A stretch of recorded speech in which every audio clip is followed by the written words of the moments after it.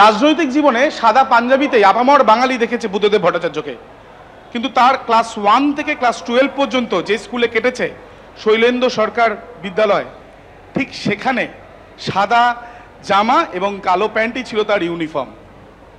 এবং এই স্কুলে শুধুমাত্র ক্লাস করেছেন তিনি এমনটাই নয়, তথ্য প্রযুক্তি মন্ত্রী যখন তিনি হন তখনও তিনি এসেছিলেন, মুখ্যমন্ত্রী হওয়ার পরেও তিনি এসেছিলেন। এই হচ্ছে সেই ক্লাসরুম যেখানে এই 12টা বছর বুদ্ধদেব ভট্টাচার্যের কেটেছে।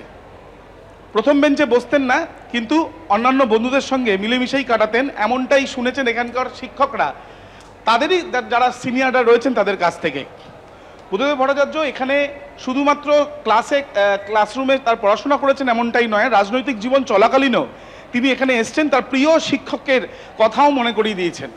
যারা ছিলেন এখানে যখন বুদ্ধদেব ভট্টাচার্য মন্ত্রী হিসেবে এখানে এসেছিলেন বা মুখ্যমন্ত্রী হওয়ার পরে তিনি এসেছিলেন, বুদ্ধবাবুকে আমরা খুব ক্লোজলি পেয়েছিলাম এবং উনি এসে প্রথমেই বিভিন্ন ক্লাসরুমগুলো ঘুরতে থাকলেন। কি বললেন উনি? ক্লাসরুমগুলো এসে চিনতে পারলেন তিনি?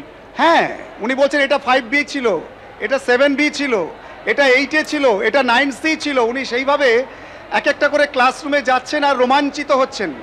সেই রোমাঞ্চ আমরা খানিকটা অনুভব করেছিলাম যখন উনি স্কুলে এলেন। এসে এই স্কুলটাকে উনি একটা অন্য মাত্রায় দেখতেন, সেটা আমরা অনুভব করেছিলাম বুদ্ধবাবুর কথাবার্তা এবং ব্যবহারে। এবং সবচেয়ে যেটা ভালো লেগেছিল যে এখানে তিনি কিন্তু অন্য মানুষ হয়ে গিয়েছিলেন। বোধহয় তার ফেলে আসা সেই 6-এর দশকের ছাত্র জীবনে ফিরে গিয়েছিলেন।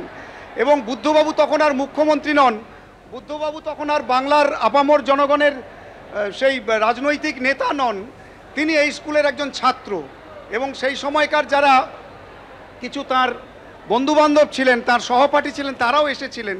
তাদের মধ্যে কেউ কেউ আবার স্কুলের শিক্ষকও ছিলেন। এই স্কুলেরই শিক্ষক ছিলেন নাকি অন্য স্কুলে? তখন দুজন ছিলেন এই স্কুলের শিক্ষক। তাদের সঙ্গে উনি খুব বন্ধুত্ব করেছেন, এখানে এসে আড্ডা দিয়েছেন। এই স্কুলের যিনি প্রাণপুরুষ জ্যোতির্বিকাশ মিত্র, একসময় এই স্কুলের প্রধান শিক্ষক এবং রেক্টর ছিলেন। জ্যোতির্বিকাশ মিত্রের আবক্ষ মূর্তি উনি উন্মোচন করে একেবারেই আমরা যেমনটা তিনি জানাচ্ছিলেন সেই ছবিটা দেখবো, একটু দেখাবেন। আমরা দেখতে পাচ্ছি যে এখানে জ্যোতির্বিকাশ মিত্র মাস্টারমশাই তার ছবি এখানে বা তার অবক্ষ মূর্তি, সেই মূর্তি কিন্তু এখানে রয়েছে। এই মূর্তি উদ্বোধন করেছিলেন বুদ্ধদেব ভট্টাচার্য। বুদ্ধদেব ভট্টাচার্য প্রিয় শিক্ষক ছিলেন, প্রধান শিক্ষক, তার মূর্তি উনি উন্মোচন করেছিলেন।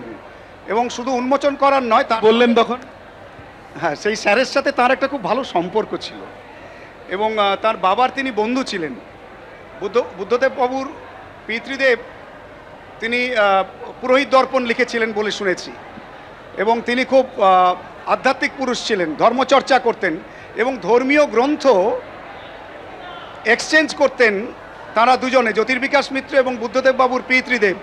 এবং সেই এক্সচেঞ্জটার সময় গো বিটুইনের ভূমিকা পালন করতেন পুত্র বুদ্ধদেব ভট্টাচার্য, পুত্র এবং ছাত্র বুদ্ধদেব ভট্টাচার্য।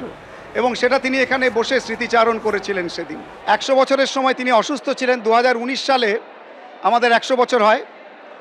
তখন আমরা যাঁদের সংবর্ধনা দিয়েছিলাম তার মধ্যে অন্যতম তিনি ছিলেন। আমরা বাড়িতে পৌঁছে দিয়েছিলাম তার মেমেন্টো এবং তার যে স্তবক ইত্যাদি যেগুলো দিয়ে আমরা তাকে সংবর্ধিত করেছিলাম, সেটা বুদ্ধবাবুর পাম অ্যাভিনিউর বাড়িতে আমরা পৌঁছে দিয়েছিলাম।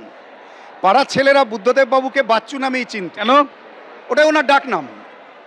ছেলেবেলার ওনার ডাকনাম ছিল বাচ্চু এবং পাড়ার ছেলেরা ওনাকে বাচ্চু বলেই চিনত। বাচ্চু এসেছে, অনেক বৃদ্ধকে দেখেছি, বৃদ্ধাকে দেখেছি, যারা বাচ্চু এসছে একবার দেখে আসি চল, এরমভাবে ওনারা এসেছিলেন সেই অনুষ্ঠানে। আমার পরিষ্কার মনে আছে এবং অনুষ্ঠানটা পরিচালনার দায়িত্ব আমারই ছিল।